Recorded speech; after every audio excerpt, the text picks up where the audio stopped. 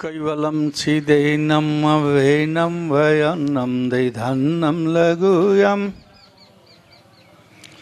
निरालं नारायणं महन्नं रणेयं नयेति नर्णेयं प्रणायं परन्तु जपेनं जपायं कायन्नं मयायं मनाति मगोऽयं स्वयं त्वं समस्तु जहानं धाता ध्येयन्नं विछन्दं विनयजे करोति विवर्जितवस्तु विधि वै वेदान्तम् अचन्ते न चन्तं सुनाते सनातं जेनाथम् अनन्तो अगाधं बहोर्धं लहे जन्महादं कुबेरं तेयामं नमामि।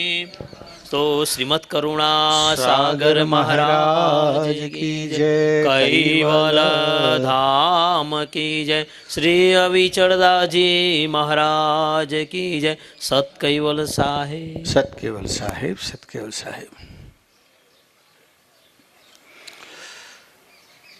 બધાને સુવિદિત છે તે પ્રમાણે પૂનમભાઈના કૈવલ ધામ વાસ નિમિત્તે મનુભાઈના કૈવલ ધામ વાસ નિમિત્તે સોરી મનુભાઈ બે નામ જોડે જોડે હોય ને એટલે બોલાઈ ગયું મનુભાઈ અરે અમેરિકામાં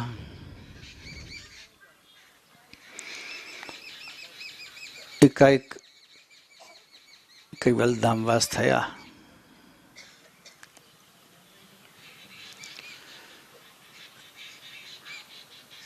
આમ તો લગભગ છેલ્લા કેટલા સમયથી દર વર્ષે મારે એમને મળવાનું અમેરિકામાં થતું હતું. અમારા જિગ્નેશભાઈ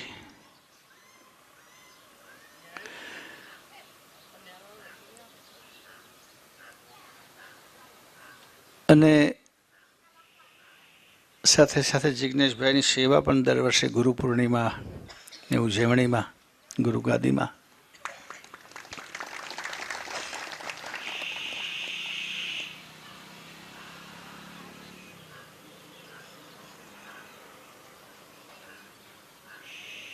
આમ તો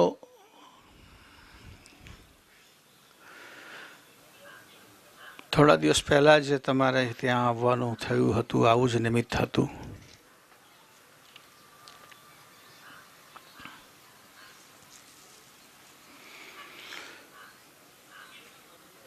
દિવ્ય પરમ ગુરુ શ્રીમદ કરુણાસાગર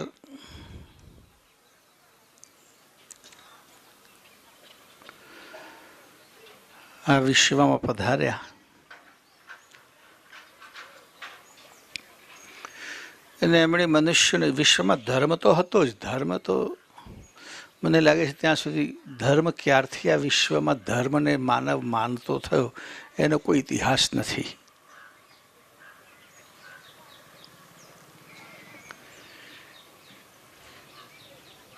મનુષ્ય ક્યારથી શ્રદ્ધાળુ બન્યો એમ કહેવાય છે કે આદિ માનવ પણ શ્રદ્ધાળુ હતો.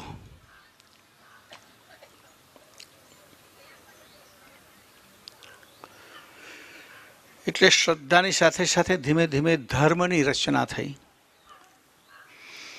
ધર્મના નિયમો બન્યા, પરંપરાઓ બની.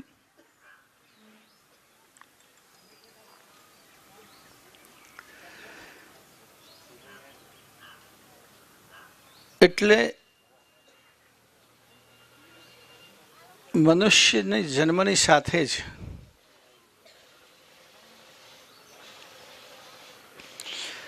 એનામાં શ્રદ્ધાનો જન્મ થયો એમ કહીએ તો ચાલે.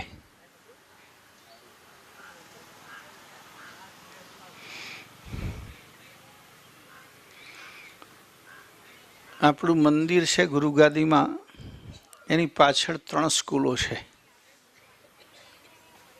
4 high school girls, high school boy, Gujarati પ્રાથમિક શાળા ગર્લ્સ, પ્રાથમિક શાળા બોય. મંદિરની આગળ છે ને સ્કૂલ છૂટે ત્યારે બધા છોકરાના ટોળે ટોળો જતો હોય, સ્કૂલનો ટાઈમ થાય ત્યારે ટોળે ટોળે જતા હોય. એ વખતે આપણે ગાડી કાઢીએ ત્યારે ઊભી રાખવી પડે એટલો ટોળો.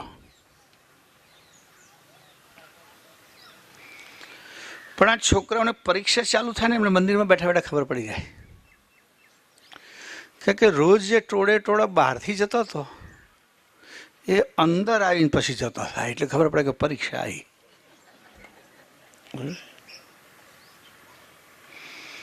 જેમને મેં ધગ્ગા મસ્તી કરતા કરતા બહારથી જતા હતા એ મહી પેસે એક એક પ્રકમમાં કરે એટલે આપણને એમ થાય કે આવો કોઈ ઉત્સવ નહીં ના કેમ ના આવ્યા.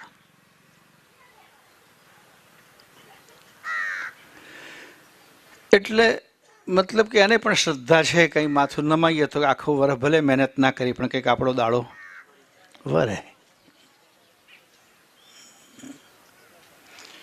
એ પાસ થશે નથી ત્યારે ખબર નહીં પણ આવું થાય છે ખરું એમ.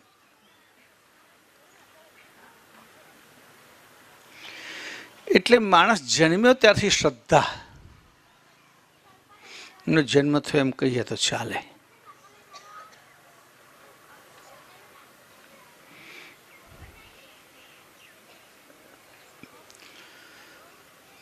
કારણ કે કેટલીક વસ્તુ સર્જનહારે ચૈતન આત્મા સાથે પોખીને મોકલી છે એમ આપણું તત્વજ્ઞાન કહે છે.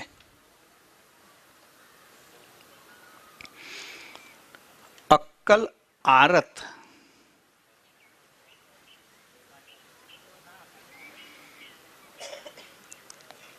અને સુરતા આવી ત્રણ બાબતો સર્જનહારે ચૈતન આત્મા સાથે પોખેલી છે. અક્કલ એટલે સમજ. બિલાડીનું બચ્ચું જન્મે કે કૂતરાનું બચ્ચું જન્મે ત્યારે એની આંખો બિલકુલ બંધ હોય છે, એને દેખાતું નથી. પણ એને પોષણ ક્યાંથી મળશે એને જડી જાય, માથું મારીને શોધી કાઢે કંઈથી મને પોષણ મળશે. આંખો ખુલ્લી નથી હોતી તોય. કોણે શીખવાડી કોને, કોણે બતાવ્યું?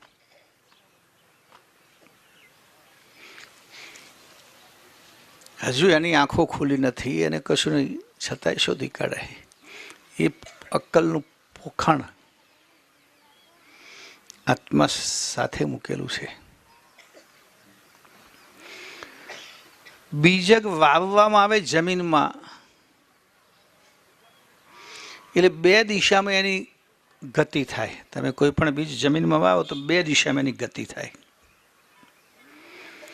મૂળ જમીન તરફ જાય અને ડીડ આકાશ તરફ જાય. એવો તમે એ અક્કલ છે.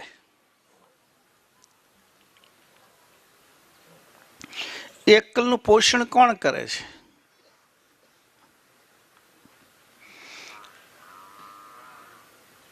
એ બીજમાં નીકળતા બે ભાગને મૂળ એવું ક્યારેય ના થાય ભૂલથી કે મૂળ બહારની બાજુ આવે અને ડીર અંદર જાય, એવું ના બને.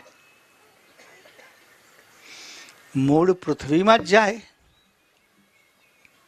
અને એનો અંકુર બાર તરફ આવે. એ બીજકમાં જ સર્જનહારે અક્કલ પોખેલી છે, બુદ્ધિ પોખેલી છે કે જમીનમાંથી પોષણ મળશે અને બહારથી હવા મળશે.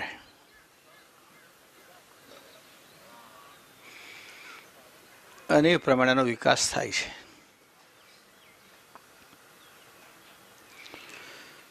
તો એવી કેટલીક અક્કલ એમાં મનુષ્ય શરીરમાં આવ્યા પછી અક્કલનું પ્રમાણ વધે છે.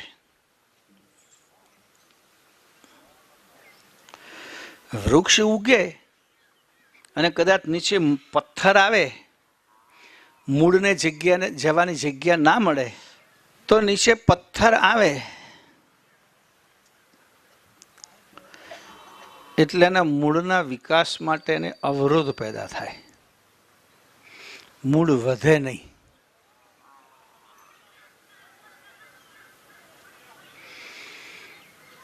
પણ એનો ઉકેલ શોધવા એ કોઈ દિવસ મંદિરમાં ના જાય કે શનિવાર ના કરે.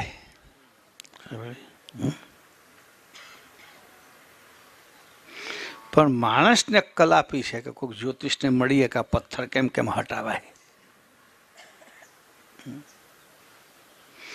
એ કયા જાપ કરવાથી આ કામ થાય. અને કેટલાક તો બેઠા જ હોય પાછા આ બધો ધંધો લઈને. છાપામાં એડવર્ટાઈઝ આવતી હશે ને, કોઈ પણ જાતની મુશ્કેલી કશામાં પણ નિષ્ફળ થયા હોય તો, ધંધામાં નિષ્ફળ થયા હોય, જુગારમાં નિષ્ફળ થયા હોય, લગ્નમાં નિષ્ફળ થયા હોય, પરણવામાં નિષ્ફળ થયા હોય, પ્રેમમાં નિષ્ફળ થયા હોય, અમે તમારું કામ સરખું કરી આપીશું. એમનું કામ સરખું ના હોય. હા, એ કે માણસના જીવનમાં જે કંઈ મળે છે પૂર્વજન્મના કર્મ પ્રમાણે એ સુધર્મ શીખવાડે, આ ધર્મ ના શીખવાડે. એક ગામમાં કોઈક ભાઈ હતો, બહુ દુઃખી, અને દુઃખી વિશેષ કરીને એમના ઘરવાળાથી જ. એમનો સ્વભાવ થોડો જરા એવો. એક વખત એમના ઘરે મહેમાન આવ્યા, એક ભાઈ મહેમાન ગતિ આવ્યા. ત્યારે પેલા બેન ગમે તેમ બોલતો હતો ને આમ તેમ પેલા જોયું. એ પેલા કહે આવું તું કેમ કેમ સહન કરી લઉં છું?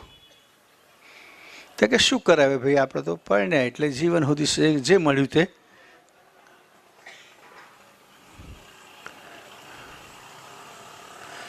હમણાં મેં જે વાંચ્યું કે જુગાર રમવા બહુ ખોટો છે, જુગાર રમવું સારું નહીં. પણ પાછું લખ્યું દરેકે દરેક માણસ જુગાર રમે છે, બધા જુગાર રમે. લગ્ન કરવું જુગાડ છે જ ને, ફાવશક નહીં ફાવે નક્કી ખરું.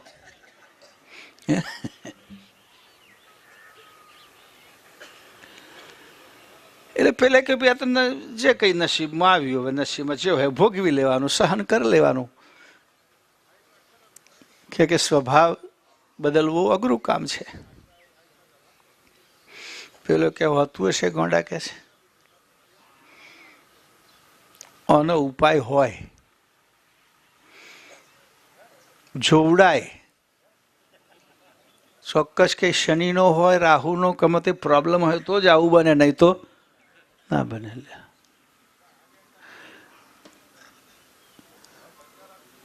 ગ્રહ નડે છે એના કરતા આપણો દુરાગ્રહ નડે છે એ આપણે ભૂલી જઈએ છીએ. તો કે શું કરું? તા કે જો બોરસદમાં સરસ જ્યોતિષી છે મારવાડી, અને ત્યાં ઉપડી જતું, એ તારો રસ્તો બતાવશે. હવે પેલા ડૂબતા માણસને તરણાનો આધાર, દુઃખી હોય ને કોઈ બતાવે કहीं જતા નહીં જાઓ, ગમે તે દુઃખમાંથી છુટકારો થાય છે.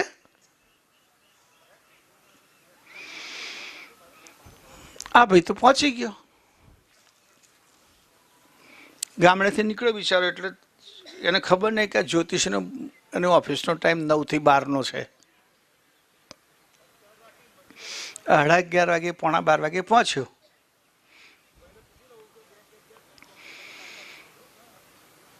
તો તેની આગળ બીજા 5-6 બેઠેલા હતા પાછા. એટલે 12 વાગ્યાનો ટાઈમ. પણ ઘણા માણસ વિચારે કે ભાઈ ઘરાક આવેલું પાછું જવું ના જોઈએ, 12નો 1 વાગે તોય વાંધો નહીં. પ્રાઇવેટ ઓફિસવાળાઓ વિચાર કરે, સરકારવાળા તો 11:15 જ બંધ કરી દે.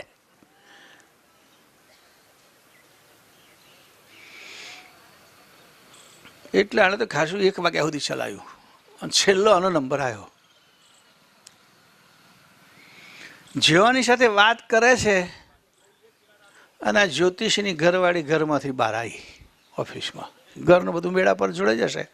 આને પેલા મહારાજનો કોન પટ્ટી પકડી, ખબર નહીં પડતી 1 વાગ્યો, તમને તો ભૂખ ના લાગે પણ અમને લાગે કે ના લાગે કે છે. બરાબર, કોન પટ્ટી સીધો ઊભો જ કરી દીધો. અને કાન એવો છે ખેંચાયેલું ઊભું થવું જ પડે. જાઓ કે ક્યારે શાક લાવશે, ક્યારે બનશે, ક્યારે ખવાશે. એ પેલા હાજર, બસ બસ બસ 2 મિનિટ, આ એક જ ગ્રાહક છે, બસ વધારે નહીં કહેશે. જા, હું હમણાં જ ગયો ને હમણાં જ લાવ્યો. ફરી જો વાર થઈ તો ખબરદાર હો, આખા તો ખાલી હાથે આવીશું. ના ના કે એક તક નહીં લઉં, તક નહીં આપું એમ નહીં, પણ એક તક, હા, વેલણ ખાવાની તક નહીં લઉં. પેલા કે બોલ બોલ ભાઈ હેડે તું એકલો જ બાકી શું વાત છે, કે શું ઉપાધિ? તો કે બસ તમારે જે ઉપાધિ છે એ મારે ઉપાધિ છે.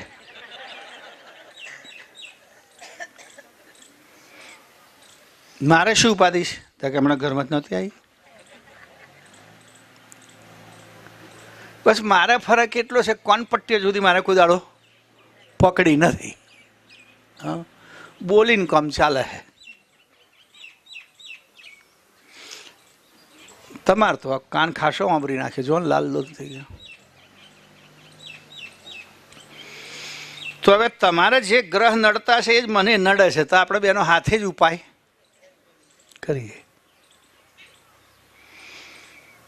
પેલે પૂછ્યું. બીજી વાત એ છે કે મહારાજ આટલા વર્ષો સુધી કેટલા ગમત ને, તમે બહુ ગરાગી હોય, બહુ મહેનત હોય, પણ પોતાનું દર્દ તો દૂર કરવું પડે ને. તમે તમારું કશું કર્યું નહીં. હવે સામે આવ્યું એટલે શું થાય? એટલે પછી પેલા મહારાજ કહ્યું, ગોંડા લોકો તો ગોંડા છે, તું એ શું કા ગોંડો થયો છે? આ તો ગયા જન્મનું જે લેનદેન હોય એ ભોગવવું પડે.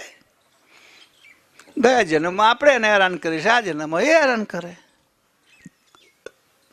એવું કહેતા કે હા, તો તમે તો જ્યોતિષી મહારાજ છો, ગયા જન્મમાં તમને શું હેરાન કર્યા હતા આણીએ? તમે એને શું હેરાન કરે તો તમને આ રીતે હેરાન કરે?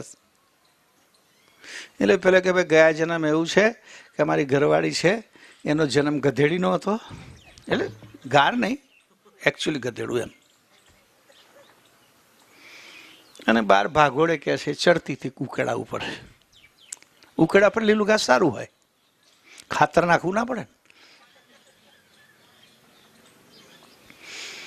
ત્યારે હું કાગડો હતો કે છે, એટલે એને પીઠ ઉપર બેસી બેસીને ચાંચો મારી મારી એનું લોહી ચૂસેલું. હવે લેવા અહીં આવીએ, એમાં શું ફેર પડે કે એમાં પણ આપણે સમજીએ છીએ વાત સાચીએ છે પણ. એટલે એકબીજાને લોહી કંઈક ભાઈ દવાખાનામાં ગયા ત્યાં બાટલાની જરૂર પડી, લોહીની જરૂર પડી. કોઈ હતું નહીં, એમના ઘરવાળા જ હતો તરત. એટલે કે ભાઈ લોહી જોઈએ કદાચ, તે પેલા લીધું ને પછી મેચ થઈ ગયું. એટલે પેલા કે વાહ વાહ, હો તમે તો નસીબદાર છો કે તમારા ઘરવાળીનું લોહી તમને મેચ થઈ ગયું. તો કે થાય જ નહીં, કે 15 વર્ષથી પીવે છે. એટલે એમાં નવું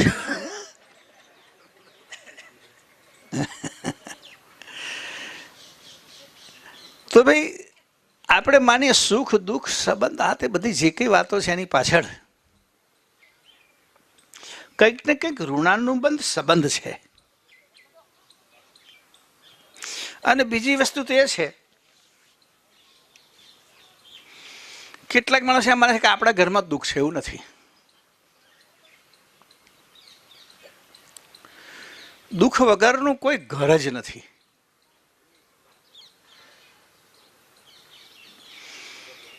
અહીં તમે બધા બેઠા છો, તમારા બધાના મોઢા પરથી જોઈને મને એમ લાગે તમે બધા પરમ સુખી હશો.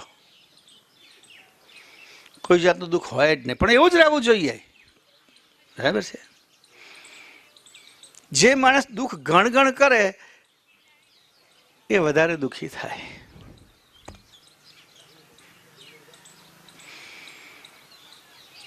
એટલે હું તો બધા સદગ્રસ્તોને ખૂબ ખૂબ અભિનંદન આપું છું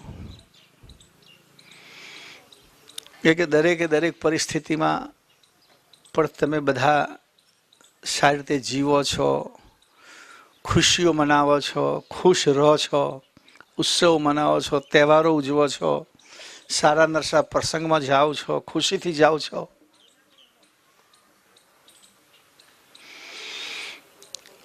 બાકી જિંદગીમાં સહન કરવાનું તો દરેકને હોય જ છે, પણ એ બધું સહન કરવાની સાથે સાથે પણ ખુશ રહેવું એ જ સુખ છે. એને એવું આવડતું હોવું જોઈએ.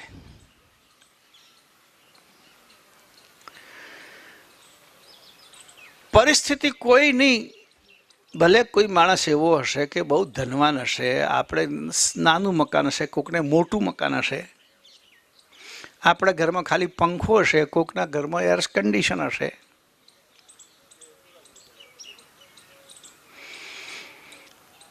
આપણે સાદું ખાતા હોઈશું,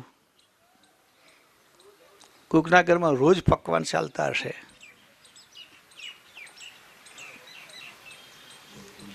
પણ આ બંનેમાં તમે સુખી જુઓ ને, જો અહીં પંખા નહીં, થોડી થોડી ગરમી છે, તમે બધા બેઠી શક્યા છો. જે એર કન્ડિશનમાં રાત દાડો રહેતો હોત ને, એ તો જ ક્યારનો આમાં મંડ્યો હોત.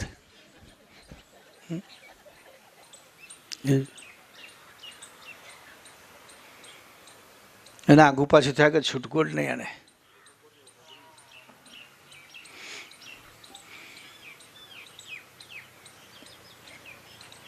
એટલે જેટલું જીવનની અંદર તમે સહન કરતા શીખો એટલું સુખ તમારી નજીક રહે. જે સહન ના કરી શકે સુખી ના થઈ શકે. આ સીધી વાત છે. અમારે તો કાયમ પ્રવાસ રહેતો હોય છે ને, પારાયણમાં જવાનું હોય, કોઈ કાર્યક્રમમાં જવાનું હોય, આમ તેમ બીજું તે ઘણી જગ્યાએ કોઈક જગ્યાએ જઈએ, કાર્યક્રમ હોય ત્યાં 2-3 દિવસનો, સવારમાં ઉઠ્યા પછી પેલા ઘરના પહેલા એ જ પૂછે, ખબર નહીં કેમ પૂછતા હશે, પણ પૂછે, બાપજી ઊંઘ આવી હતી? આવું પહેલાં પૂછે. કેમ આવું પૂછે છે આ લોકો? રાતે સૂઈ ગઈ એટલે ઊંઘ આવી જાય, એમ પૂછવાની શી જરૂર? કેમ આવું પૂછો છો?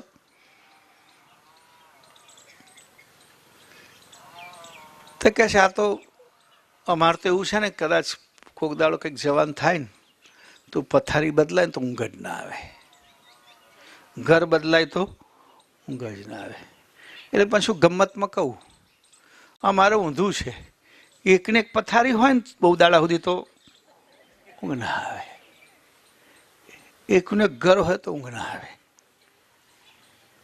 ઘણા લોકો અમુક વસ્તુ પૂછે ને, આમ એમ લે કે તો ફોર્માલિટી થઈ ગઈ કે મેનર થઈ ગયો, પણ અમુક વસ્તુ મને મેનર બધા ના ગમે. હમણાં થોડા સમય પહેલાં આવ્યા હતી કે ભાઈ મને પૂછ્યું, બાપજી તમારી તબિયત કેમ છે? મેં તમને કોને કહ્યું બીમાર હતો? તો કે ના તો પૂછું છું. કે લે આ પૂછવાની જ વસ્તુ છે? તમારી તબિયત કેમ છે એને પૂછવાનું છે, બીમાર પડ્યો હોય. પણ સિરિયસ તો થઈ ગયો, જેમ તેને પૂછી પડે તમારી તબિયત કેમ છે? એટલે તું સામે જોવું તો છું. મોદો ના હોય તો લોકો મોદો પાડી દે, એમાં કોઈને.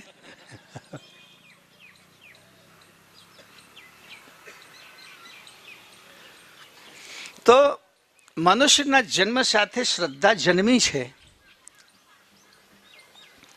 એ શ્રદ્ધા એ રીતે જન્મી છે કે મનુષ્યને એ અહેસાસ છે કે જે પદાર્થની પ્રાપ્તિ, સુખની પ્રાપ્તિ કે વસ્તુની પ્રાપ્તિ હું મહેનતથી ના કરી શકું, મારા કર્મોથી ના કરી શકું, એ કોકની કૃપા થાય તો મને મળી શકે.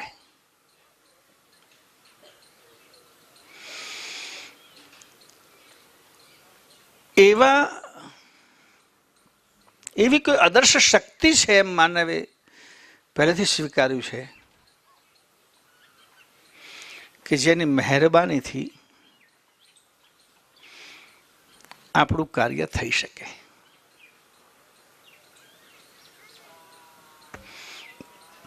હવે આ માન્યતાથી પણ કેટલા લોકો દુકાનો ખોલી નાખી, પછી આશીર્વાદ વેચવા માંડ્યા. આવો આશીર્વાદ આપી દઈશું, ગરીબ હશો તો પૈસાદાર થઈ જશો. એક માન્યતા ભાઈ બરાબર છે, કૃપાથી, ભગવાનની કૃપાથી બધું કામ સહેલું થાય. પણ એ તો તમે કાર્ય કરો તો થાય, પણ તે સેવાથી થાય. નરસિંહ મહેતાના જીવનનો પ્રસંગ એવો છે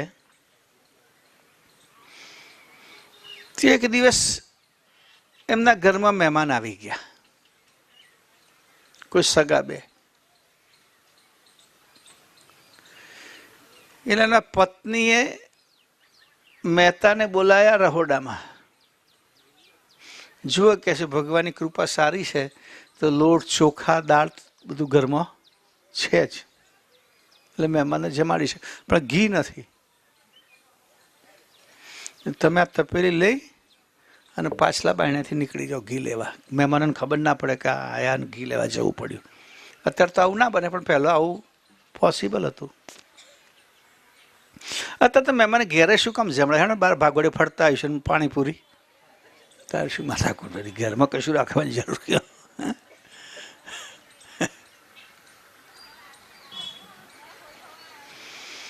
તમે જાઓ જલ્દી અને લઈને આવો. નરસિંહ મહેતા કે સારું. તપેલી લઈને નીકળી ગયા.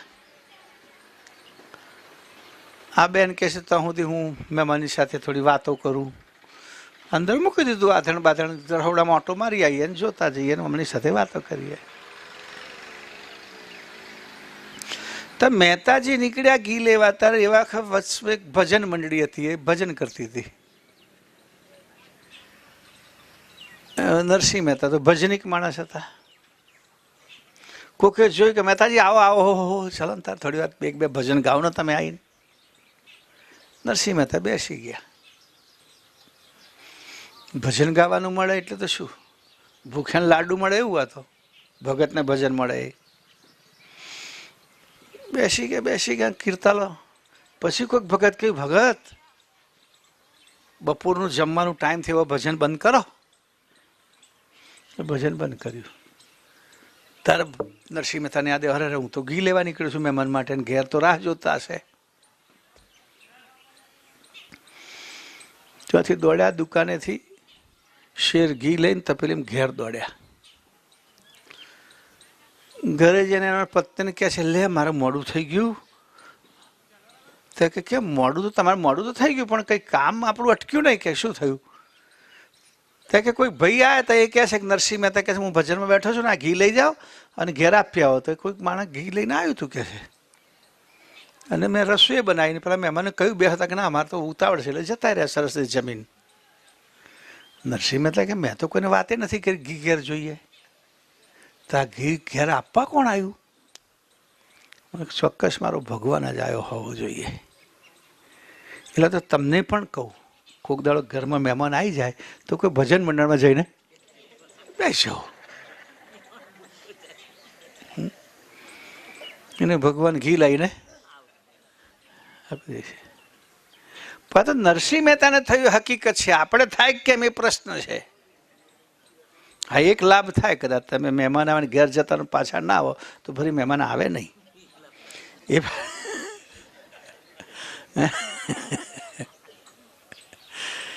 એ લાભ થાય, કાયમનું દુઃખ જાય.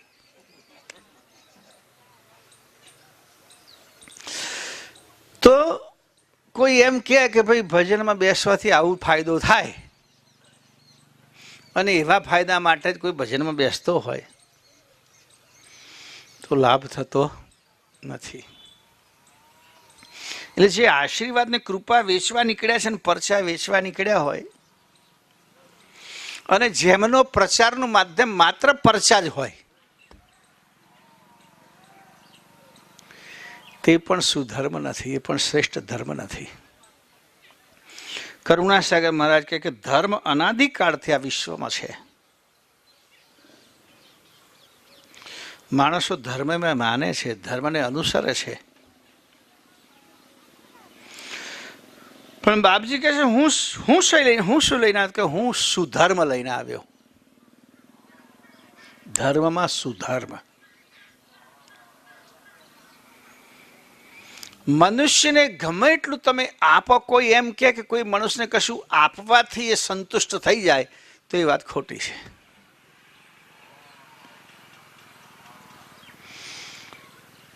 કોઈ માણસ એવો નથી કે હવે એમ કે બસ હવે મારે કશું જોઈતું નથી, ભગવાન મને કશું ના આપે, મારા પાડોશીની જરૂર છે એને જેવું જોઈએ એ આપે, એવું કોઈ ના કહે. 56 પર ભૂંગળ વાગે તોય કે ભૂંગળ વાગે ઢોલ વાગવું જોઈએ.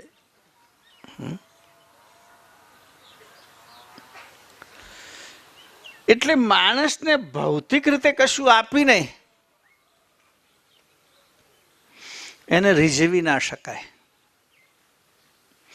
થોડા દાડા એને સારું લાગે, પછી કે હજુ બધા બીજું જોઈએ છે, હવે બીજું જોઈએ છે. હમણાં બધું રાજકારણનો મોહ ચાલે છે ને બધું અત્યારે તો વાતાવરણ. હમણાં મારે તો 2-3 જણા આવ્યા હતા ચાલુ અત્યારના મિનિસ્ટરો, એટલે બધું આમ તેમ લોકો બિચારા એમને બહુ અત્યારે જે ટોચના લોકો છે બધા બહુ કે એક સીટ ઉપર 15-15, 20-20 ને 25-25 લોકો ટિકિટ માટે ફરતા હોય.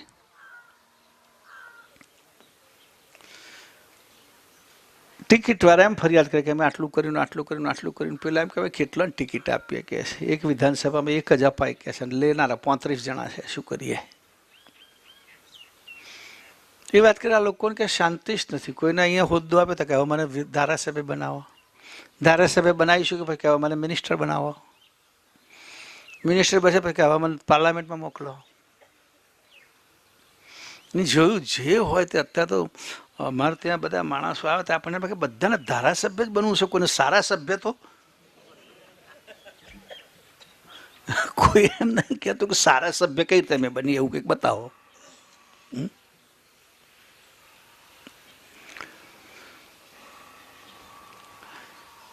તો પરમગુરુ એમ કહે છે કે મનુષ્યને સુખી થવાનું સાધન સંપત્તિ નથી. સંપત્તિથી સગવડ મળે તમને, પણ સગવડથી સુખ મળેની ગેરંટી નથી. એવા કેટલા લોકો મેં જોયા છે કે જેમને રાતે સુવાની સગવડ બહુ સરસ છે, સરસ બેડરૂમ છે, એર કન્ડિશન છે, સરસ મોટો પલંગ છે, આડા સુવે તોય વાંધો નહીં, ઊભા સુવે તોય વાંધો નહીં. આપણે તો ગણિત એવી ગોદડી હોય જો બદલાઈ જાય ને ઓઢીએ તો પગ ઉગાડા રહે ને, બરાબર? એટલે પાછી હરખી કરવી પડે કે ભાઈ આમ જ ઓઢાય. પેલા તો બ્લેન્કેટ એવો હોય કે ચારે બાજુથી ફેરે 6 ફૂટ લાંબો હોય બધી બાજુ, એટલે એવી સગવડ હોય, એવો બેડ હોય, પણ તોય જો ઊંઘની ગોળી ભૂલી ગયા તો 12 વાગ્યા સુધી આરોટીને પછી લેવા ઊભું થવું પડે, ગોળી ક્યાં રહી? તો સગવડ છે પણ સુખ નથી.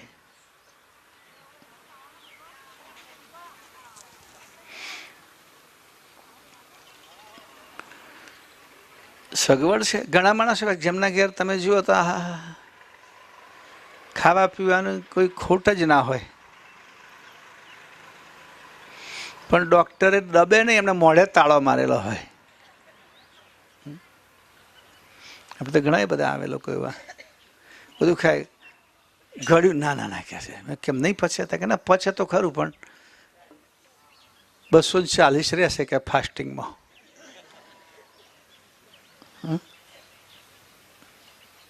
જો કે કેટલાક ઉદાર માણસો હોય, ખાઈ લે કે ગોળી ખાઈ લઈશું કે, પણ યાદ રાખો આ ઉદારતા ના રાખશો. કે લોકો ડાયાબિટીસની વધુ પડતી દવા એ કિડની પર અસર કરે, એટલે ઓછી દવા લેવી પડે એવું માણસે જીવન જીવવું જોઈએ. હમણાં હું વાંચતો હતો એક જગ્યાએ કે એલોપેથી દવાઓ વિશે લખ્યું કે એલોપેથી દવામાં કોઈ દવા એવી નથી કે જેની સાઈડ ઇફેક્ટ ના હોય. સીતામાલા જેવી સામાન્ય ટેબ્લેટ લો ને માથાના દુખાવાની કે શરીરના દુખાવા, તો એને કોઈને કોઈ સાઈડ ઇફેક્ટ હોય છે. એટલે અમુક પ્રમાણમાં દવા લો તો વાંધો નહીં, પછી એ બરાબર લે જ કરવું પડે.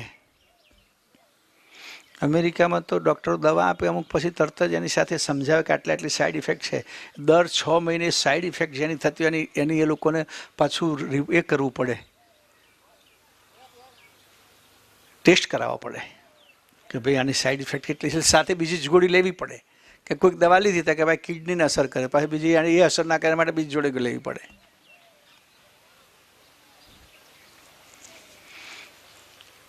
એટલે જીવન એવું જીવાય માણસનું કે આવી દવા ઓછામાં ઓછી લેવી પડે, એ આપણા હાથમાં છે. અમુક વસ્તુ બાદ કરતો, કાંઈક કેટલાક રોગ એવા છે કે માણસને થાય એટલે દવા લીધા વગર છૂટકો જ નહીં. ગમેલી સાઈડ ઇફેક્ટ હોય તો એ લેવી પડે. કોઈને કેન્સર થાય પછી ક્યાંક કીમો લેવા પડે. હવે એની સાઈડ ઇફેક્ટ જબરજસ્ત છે, ત્યાંથી શરૂ થાય છે. હવે છૂટકો નહીં. એટલે માણસને દિવ્ય પરમ ગુરુ કે સુખી થવું હોય, કહે કુબેર જે લક્ષ્ય ભજન વિના કોઈ નર જગત મેં હોય ન સુખી. નિજ લક્ષ્યનું ભજન એને કરવું પડે. નિજ લક્ષ્ય શું છે? તે કે ચૈતન લક્ષ્ય,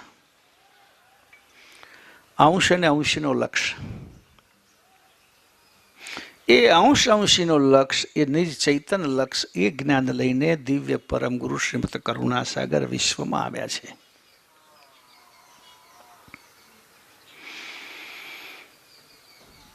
જે દરેક પ્રકારની પરિસ્થિતિમાં સુખી રહેવાની શક્તિ આપે છે.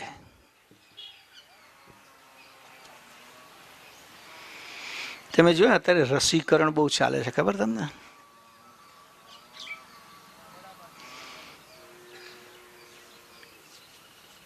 હમણાં 2-4-5 દિવસે જ જિલ્લા આરોગ્ય તંત્રમાંથી આપણા ત્યાં લોકો આવ્યા હતા કે કંઈક અભિયાન કે તમારે ત્યાં ચાલતું હશે, 100% રસીકરણ. મને કહે છે કે અમે આવું આયોજન કરીએ છીએ ને થોડો તમારો સહકાર. મેં જે સહકાર છે બોલો. તો કે કેટલાક લોકો એવા છે કે અમુક જાતની રસી નથી મુકાતી, કે રસી મુકાવે છોકરું મોડું પડી જાય, તાવ આવે, આ થાય તે થાય. અને પહેલાં બધાને ખબર છે જ, બહુ સમય પહેલાં શરૂમાં આપણે તો બળિયાની રસી ચાલતી હતી, જેના તેના હાથ ઉપર અત્યારે સિક્કો મારેલો જ હશે જોવો તો. સ્ટેમ્પ માર્યો હોય એવું પરમાનન્ટ સ્ટેમ્પ હાથે થઈ ગયો હશે. મોટા લોકોને જોવા મળશે હજુ. તે કે કેમ થઈ ગયો? કે રસી પેલા મૂકીને પછી પાક્યું. પાકે એટલે ડાઘ કાયમનો થઈ ગયો. તે કે મૂકે એટલે પાકે જ.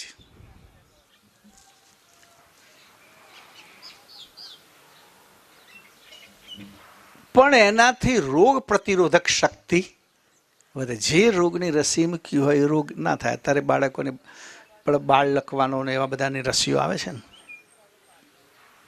મૂકો એટલે એ રોગ ના થાય. કે એ રોગના જંતુઓ સામે લડવાની શક્તિ એનામાં આવી ગઈ.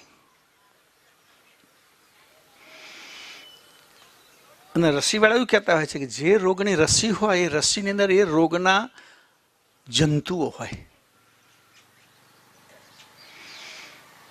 પણ એ જંતુઓ બહુ ઉપદ્રવ ના કરે, માય કાંગલા હોય, પણ એ જંતુઓ હોય.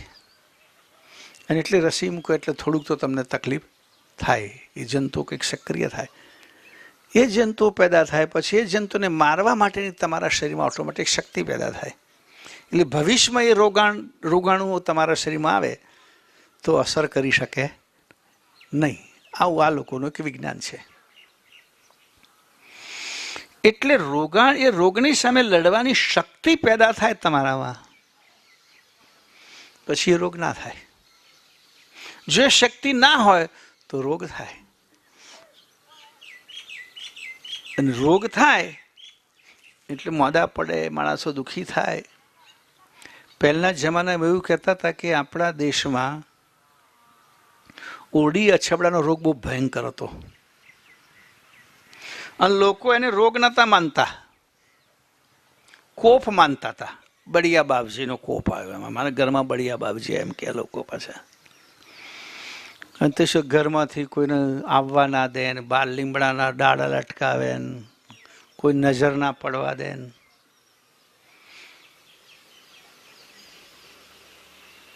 પણ પછી જો કે કરુણાસાગર મહારાજે તો લખ્યું છે ઓળી અછબડા એ કોઈ દેવી દેવતાનો કોપ નથી પણ એક જાતનો રોગ છે. આવું બાપજીએ 200 વર્ષ પહેલાં લખ્યું. પછી સંશોધન થયું, એની રસીનું સંશોધન થયું. એ સંશોધનથી ફરજિયાત રસી, અમે તો નાના હતા સ્કૂલમાં ભણતા ત્યારે ત્યાં જ પકડતા હતા આવીને જોવે છાપ છે કે નહીં તો તત કોચી નાખે ભમડીથી. ઘેર જતા તારા આટલો બધો ભૂલી ગયો હોય તો ઘરવાળો કે નાસી નો આવે. જ્યારે નહેરમાં આવે ત્યારે ખબર પડે તો કેટલા હોશિયાર તો નાસીએ જાય, નહીં મુકાવી એમ. પણ ન મુકાવે તો એને ભવિષ્યમાં એ રોગ થવાની શક્યતાઓ. હવે આ રીતે રસીકરણ થવાથી અત્યારે ભાગ્યે ક્યાંક ઓળી અછબડાના કેસ જોવા મળે છે. નહીં તો વૈશાખ મહિનો આવે એટલે ઘેરે ઘેર હોય, ઘેરે ઘેર બળિયા બાપજી પધારે બરાબર. એનામાંથી મરણ પણ પુષ્કળ થતા હતા. કેટલાક તો હવે તો કોઈ ચહેરા દેખાતા જ નહીં. ન તો ઘણાના તો એટલા બધા બળિયા થઈ ગયા આખા મોઢા પર તમને ચહેરા ઉપર પણ ટપકો ટપકો ટપકો બધા એના ઘા પડી ગયા હોય એવું દેખાય. હવે જોવા નથી મળતું એ, કારણ કે રસીકરણ થઈ ગયું અને એ રોગ ગયો. તો એ રોગ સામે લડવાની શક્તિ આ રસીકરણથી મળે. એમ દિવ્ય પરમ ગુરુનું જ્ઞાન એક રસી જેવું છે કે મનુષ્યને યાધિ વ્યાધિને ઉપાધિ જેવા રોગની સામે લડવાની પ્રતિરોધક શક્તિ આવે એમાંથી. ઓટોમેટિક એ બીમારી એને લાગે જ નહીં. એવી પ્રકારનું જ્ઞાન દિવ્ય પરમ ગુરુએ આપ્યું છે, એવી પ્રકારની ઉપાસના આપી છે. કોઈ વસ્તુ આપીને તમને સુખી કરી દે બાપજી તો કે એ તો ભૂખ ભાગવાની જ નથી. રાજને પાટ મસ્તક છત્ર ઢલે તહાં લગી ભ્રમણા આગી આગે કહે કુબેર એ દલ દ્રાવ્યો નહીં ગુરુ ગમશે ન જોયું જાગે. આ દિલ ક્યારે ધરાવવાનું નથી. જો એને તો ગુરુગમની રસી લગાવવામાં આવે તો જ ધરાઈ જાય બસ. પછી એને ભૂખ ના લાગે. પછી એનામાં મોહ લોભ વાસના એની સમાપ્ત થઈ જાય. તો કે વાસના વસ્તુ તો એવી છે, તમે જો પુરાણમાં સાંભળો છો ને, ઇન્દ્ર જેવો ઇન્દ્રાસન પર બેઠા પછી ગૌતમ મુનિના ત્યાં આવે પેલી બિચારી અહલ્યાની જિંદગી ખરાબ કરી, પથ્થર બનાવી દેવી પડી એના પતિએ. ઇન્દ્ર જો ઇન્દ્ર થઈને એટલે બાપજી કહ્યું ને બધા દેવી ધામોમાં ગયા, સ્વર્ગના ઇન્દ્રના ધામમાં બાપજી નહીં ગયા. કેમ તા કે વિષય વિલાસી છે, એને કશું જ્ઞાન લાગવાનું નથી. તમે અગાધબદ્ધ ગ્રંથમાં જોજો. ગુરુ મહારાજ કે મેં ઇન્દ્રને ઉપદેશ આપવાનું છોડી દીધું, કારણ કે સ્વર્ગમાં ગયા પછી એનું મન રખડતું રહે, આવું એને શું જ્ઞાન લાગે.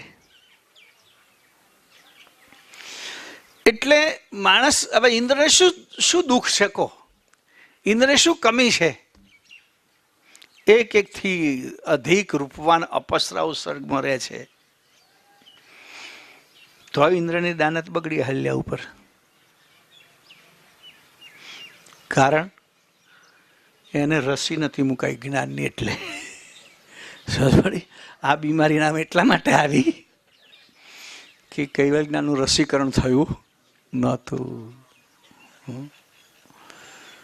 પરમ ગુરુના કૈવલ્ય જ્ઞાનની રસી જેને પ્રાપ્ત થાય એને આ રોગ લાગે નહીં. પૂરેપૂરી રસી લેતો. હમણાં છાપામાં એક કિસ્સો આવ્યો હતો. અમારે આંકલાવડી કરીને ગામ છે, તમારે તો આંકલાવ છે એવું. અમારે સારસાની પાડોશમાં એક નાનું પરું નામ આંકલાવડી. છાપામાં કિસ્સો આવ્યો હતો, 3-4-5 વર્ષ થઈ ગયો. એક પેલું બાળકોને રસી મુકાવા જાય, એ ઇન્જેક્શન મૂકે એટલે નાનું બાળક સોય જાય એટલે રડ્યા વગર રહે જ નહીં.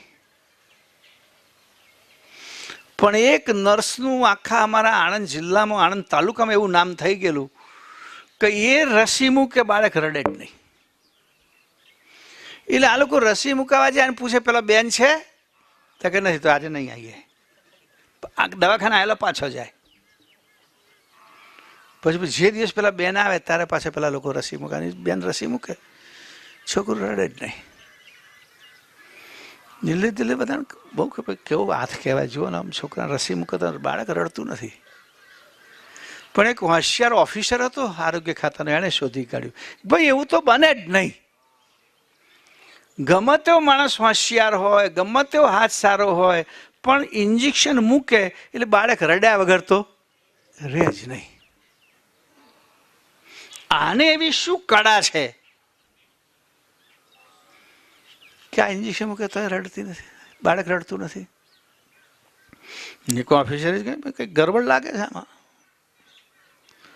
પછી બોલાવીએ ને, મૂક મારી સામે જો હું જોઉં કે છે. અને ઓફિસરની સામે મૂક્યું તો બાળક રડ્યું. તો તું મૂકું તારે કેમ રડતું નથી?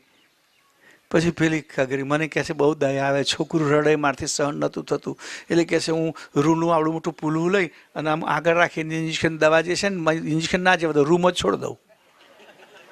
કઈથી રડે છોકરું કહો હવે? હા,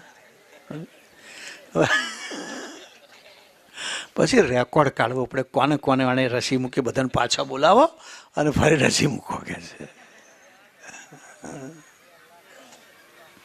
એટલે રસી ન જાય તો રોગ જાય.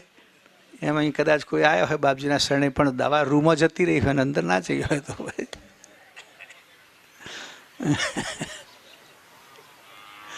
અસર ના કરે.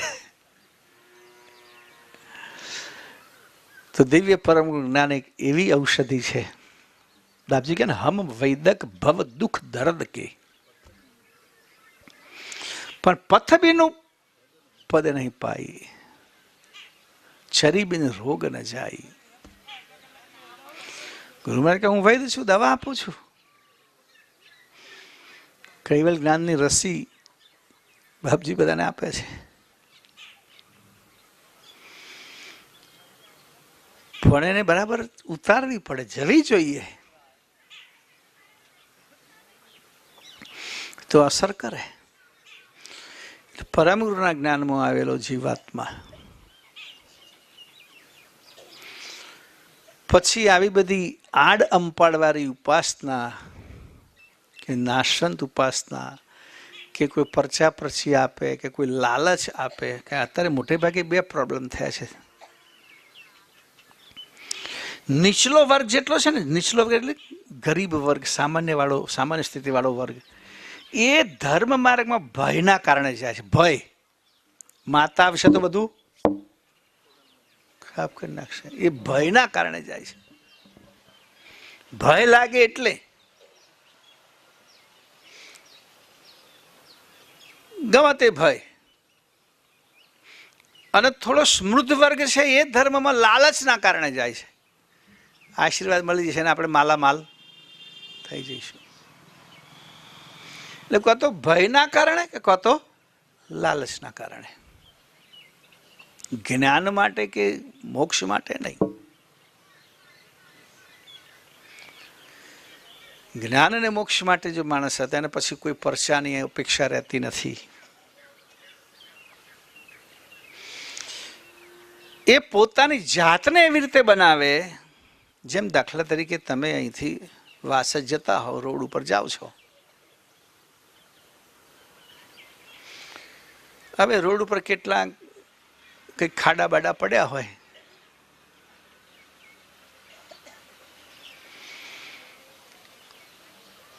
તો જે જાણકાર ને વ્યવસ્થિત ડ્રાઈવર હોય એ ગાડી ચલાવે તો બહુ તકલીફ ના થાય. કેમ તકે ખબર કે આગળ ખાડો એટલે ધીમે પડે, ધીમે રહી જવા દે, મય બેઠેલા ને કશી તકલીફ પડે નહીં. અને પેલો માર પછાડ ડ્રાઈવર હોય તો પાછળ વાળો એક વખત તો કૂદે, પાછળ વાળો કૂદે. એટલે સમજ શક્તિ હોય તો એ ઉપાધિને ટાળી શકાય. કઈ રીતે? સમજથી. ખાડો ના ટાળી શકાય, પણ હેલ્લો તો ઠોકર ટાળી શકાય. સૂઝબૂઝ ને દીર્ઘદ્રષ્ટિથી. પછી ધ્યાન આમ તેમ ડાફોડોમાં તો વખત મુંબઈ ગયો હતો કામકાજ માટે, એટલે અમે ઉતર્યા હતા બાંદ્રા એક ભાઈના ત્યાં. પછી સિટીમાં જવાનું હતું. એમનો દીકરો હતો 22 વર્ષનો. મેં કે ગુરુજી આજે કોલેજમાં રજા છે અને એ કહે છે ગુરુજીને હું જ લઈને જાઉં. હા કઈ વાંધો ચાલો જુવાની સાથે વાતો તો કરીશું. એને લઈ ગયો પધરામણી ત્યાં લઈને પછી પાછો આવ્યો. પાછા આવતા એક ચોકડી પર ઠોકી માર્યા. એક ગાડી ઊભી હતી એની પાછળ આના ભબ બધેને ભીડાઈ દીધી. અલા મેં કોઈ મારેલો છો તે શું થયું કે આગળ ટ્રાફિક લાઇટ હતી ને એટલે. તમે કહો ટ્રાફિક લાઇટ હતી તને ખબર નહીં? આ બાજુ પહેલી વાર તક ના ખબર હતી પણ કહે છે કે ભૂલચૂક થઈ ગઈ. મેં કહું ભૂલચૂક થઈ કેમ નહીં? તો કે સાચી વાત કહું. મેં કહું સાચું ક્યાં જાણવા માટે પૂછું છું. તો કોઈ ગાડી જતા હા મેં નવી ફિલ્મનું બોર્ડ મોટું લાગેલ તો એ જોવા ગયો કયો હીરો હિરોઈન છે એમાં ઠોકી ખાલી. મેં કે હિરોઈન જોવા ગયો મારા 2 કલાક તું બગાડવાનો પોલીસ આવશે ને આ થશે.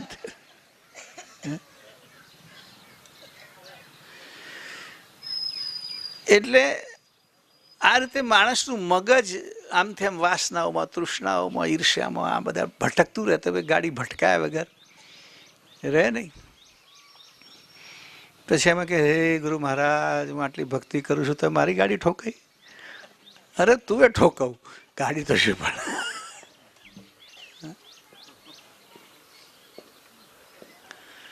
તો એવું દિવ્ય પરમ જ્ઞાન એટલે બધું જેમ કે બીજી બધી બાદલી ઉપાસનામાંથી આપણને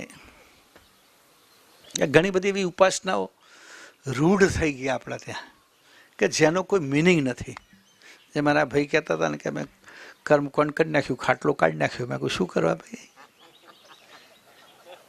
તો કે કોઈક વાર એવું ઉપદેશ આપનારું મળી ગયું ભાઈ. હા અને આપણે તો સલાહ આપનાર લોકો હો ને બિચારા લોકોને હેરાન કરી નાખે. કોઈ બીમાર થયો ને તો 10 ડૉક્ટરનો સરનામા લઈને લોકો આવે મફતમાં. શું વાંધો આપણને? જોન ટીપા તો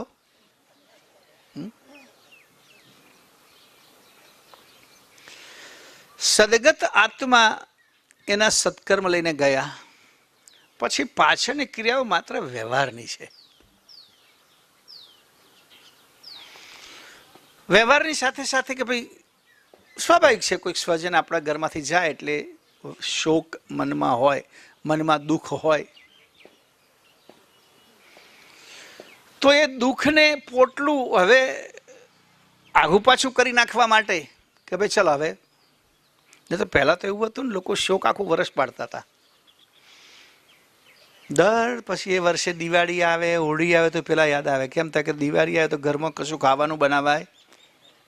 સારું પણ અમારે એક ભાઈ હતા ને એમને બાપુજી મરી ગયા દિવાળી અને રોજ આવે બેસે. મને ક્યાં મજા પડી ગઈ કહે છે આપણે તો અન્નકૂટની તૈયારી કરતા હતા દિવાળી પર બેસતા કે અમારા ઘરમાં અન્નકૂટ છે. મેં કહું કેમ? તો કે દાદા ગુજરી ગયા એટલે ઘરમાં કશું બનાવવાનું નહીં એટલે બધા હગાવાલા મોકલે કહે છે ભાતનું મઠ્ઠિયું આવે, ભાતનું આવે કહે છે. મજા પડી જાય કે એટલે કે આવે અન્નકૂટ થઈ જાય છે કે.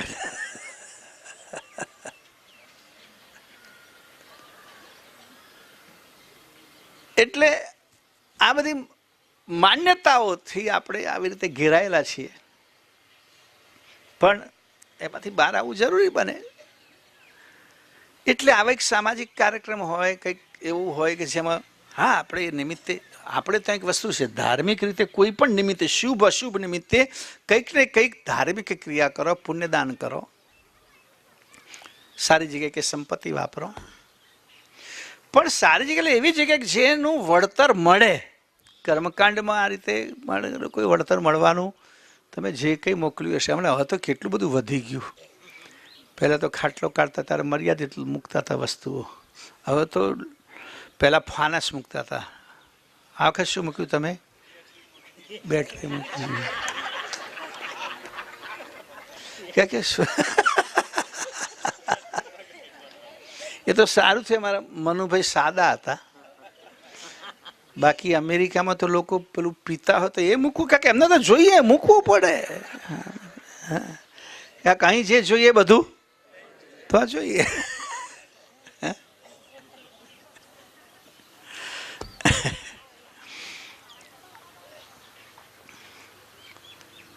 આ બધી માન્યતાઓ સાથે આધ્યાત્મિકતાને કશી લેવા દેવા જ નથી.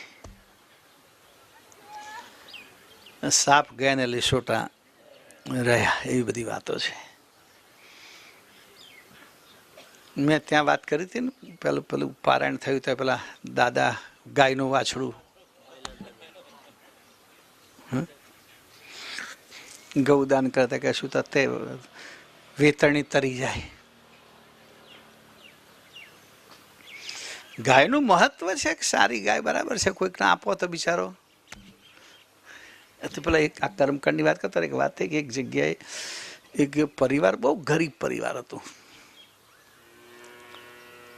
અને પણ એના તો બે સાધુઓ હરિદ્વારથી દર વર્ષે આવે, 2-4 દાડા રહે, સત્સંગ કરે જાય. હવે ફરી બીજા વર્ષે સાધુ આવ્યા ત્યારે તો જોયું પેલા ભગત પતી ગયેલા. એટલે પૂછ્યું કે અને એટલી બધી કંગાળ સ્થિતિ થઈ ગઈ તો કે છે કે બિલકુલ તો કે હવે તો એ જતા રહ્યા કે છે. એ હતા ત્યારે 2 પ્રકારની આવક હતી. એક તો થોડી ખેતીની આવક હતી, જાતે ખેતી કરતા હતા. હવે ખેતી ભાગે આપી દેવી પડી કે છે કે અમે બૈરા માણસ શું કરી શકીએ, એટલે આવક અડધી થઈ ગઈ. બીજી એક આવક સારી ગાય હતી, એ ડેરીમાં દૂધ ભરતા હતા એટલે એની આવક આવતી. તો પેલા સાધુ પૂછે કે ભાઈ ચલો જમીન તો તમે ભાગે આપી દીધી, પણ ગાય કઈ ગઈ? તો કે એના બાપાને વૈતરણી તરવા આપી દીધી. કે પેલા જે ખાટલો કઢાવવા ભાઈ આવેલા એણે જોયું આમ કહીને ગોદડું જૂનું મૂક્યું, ચાદરે જૂની છે. કે પેલા પાસે હોય લાવે ને કહીએ કે બધા થોડા અમેરિકા રહેતા હોય. ખાટલો કાથી ભરેલો છે, પલંગ નહીં, કશો ભઠ્ઠીઓ આવતો નથી. યજમાન આવો મળ્યો કે છે. એમાં બારણે પેલી ગાય બાંધેલી એના પર એમની નજર ગઈ. એટલે કે જો આ બધું તમે કર્યું બધું ખરું, પણ આવું તમારા ઘરવાળા જે છે ને અટકીને બેઠા છે વેતરણી નદીની આગળ. એમને તમારે જો ભવપાર પાડવા હોય તો ગાય તમારા દાનમાં આપી દેવી પડે. પેલી બેન બિચારી કે ભાઈ કંઈ વાંધો નહીં, પેટ્યું રડીશું ગમે તે કરીશું, પણ એ સુખી થવા. હા, મોટે ભાગે બહેનો ના આવી કે ભાઈ ગયા એ સુખી થવા જોઈએ, પણ એમને ખબર ના કે એ સુખી થવાના કા લઈ જનારો સુખી થવાનો. એટલે કે અમે તો આપી દીધી. સારું કે શું વાંધો નહીં. કોને આપી? કોણ છે? પેલા ગોરને, એને બોલાવો કે. બોલાયા. સાધુ, વાહ મહારાજ તમે બહુ સરસ કર્યું, બહુ કલ્યાણનું કામ કર્યું કે છે કે આ અમને ત્યાં ગાય તમે લઈ ગયા, એનાથી સ્વર્ગની પાર ઉતર્યા. પેલા પછી ગાયની જોડે વાછડું આપ્યું. ગાયને વિયાય કેટલા દાડા થયા? કે 6 દાડા થયા હતા. તો આપણે તો અમુક દિવસ સુધી ગાય વિયાય પછી દૂધ ખાય નહીં.